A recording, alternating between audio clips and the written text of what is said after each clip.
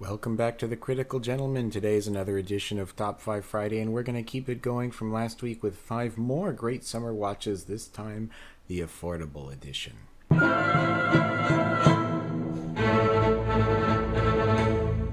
So last week's video spurred some interesting conversation about what does or doesn't make a summer appropriate watch, and also what makes a affordable summer watch. So I understand that a lot of my videos deal with high-end collectible or luxury wristwatches, however you want to call them, but this one's going to take it a little bit more casual in the spirit of summer and talk about some watches that are much more affordable, but that I still think could have a good place in someone's collection. That said, I'm still going to refrain from talking about what I call beater watches, those ones you can buy at Walmart for $25 and just replace once they're broken.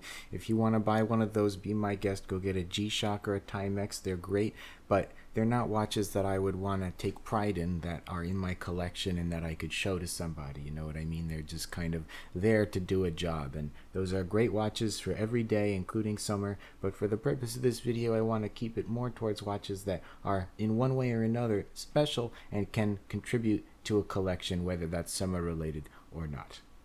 Okay, enough chat. Let's get to the first watch. This one's a pretty cool watch. I've liked it for a long time, but I've never really found a place for it in any of my top fives because it always got edged out by something else that I thought was maybe a little bit more versatile or a little bit better value, and that is the Hamilton Navy GMT. This is in their khaki line, and it is a very interesting watch with 3 crowns. It's got a GMT and kind of a world time function. It doesn't just track that time zone, but actually, you can set the time zone, the city time zone that you want over on the 9 o'clock aperture over here. It's got that inner dive bezel, so it's almost kind of like a compressor style watch, and it maintains that really efficient field watch vibe with the same hands and the same numerals that Hamilton uses on all of their field watches. I think it's an attractive package. I really like the inner bezel and the big dial, that big piece of glass on top.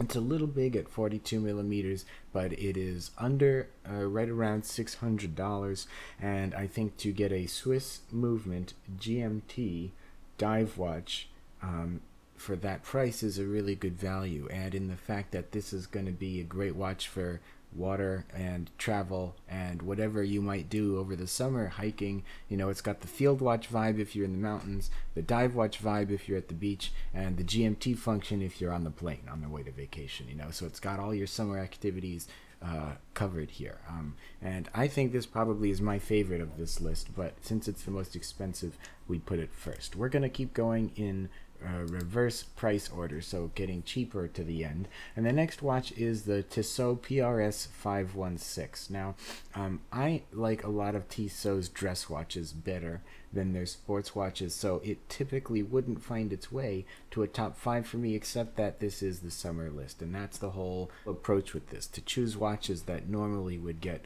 pushed to the side in favor of something a little bit more general or versatile, or that I just like better. And this is a sporty watch. It's got that yellow seconds hand with that big fat T on the end. There's no mistaking it. It kind of looks like, Tissot's answer to the Seamaster 300. It's got that similar case style. It's got some weird looking lugs there, which makes me wonder if you could use your own strap. I think so. The end links are kind of funky, but I am pretty sure you could get the strap off and get another one on. It doesn't look like it's built in, but still, it's a cool looking watch. It's pretty straightforward, a little bit more sporty than a lot of their dress watches, and that's why I put this one at number 4 on today's top 5. Okay, chunking down one more, a little cheaper. Now we're around the $400 mark.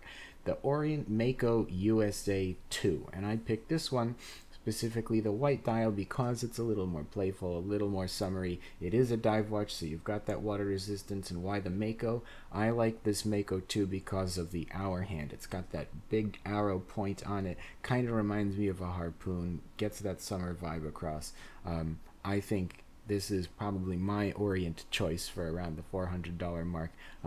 it's a good brand. They present a good value. So if you want a waterproof watch, I would also maybe throw this similar watch into like an affordable diver list. Maybe I'll make one of those in a coming week.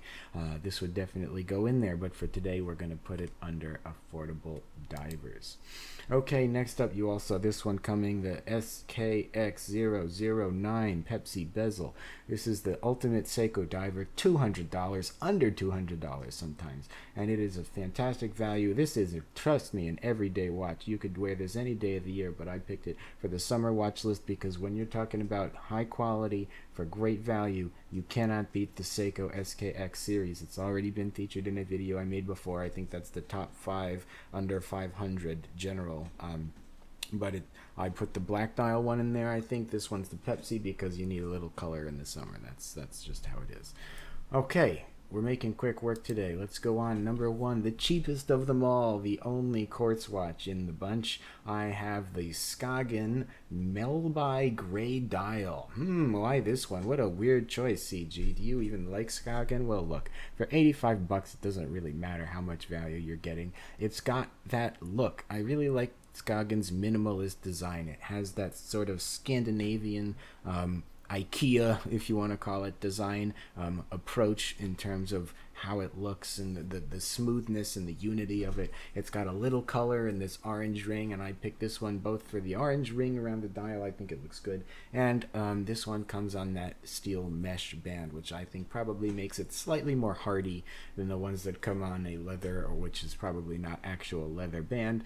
And honestly, I like the way it looks too. So I like the band, I like the watch. It's 7 millimeters thick. It is a thin watch. So yeah, it's quartz, but guess what? It's $85, but it's got a slick look. I don't know whether you'd call this a fashion watch, but the fact is, I wouldn't be embarrassed to show this to someone and say, hey, check out this new watch I just got in my collection.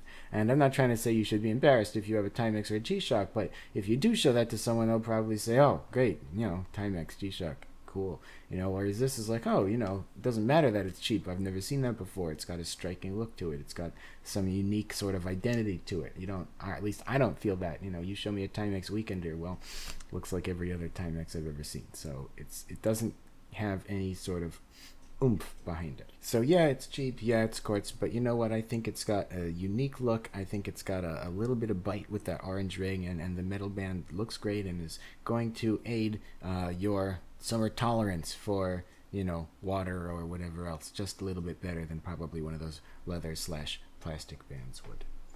Anyway, let me know what you thought about this top 5. I know I don't do affordables a whole lot, so if you want more, I'll keep them coming. Otherwise, keep checking in. There'll be more videos to come. I know this was my only one this week, so I apologize, but we'll keep them churning out, I promise.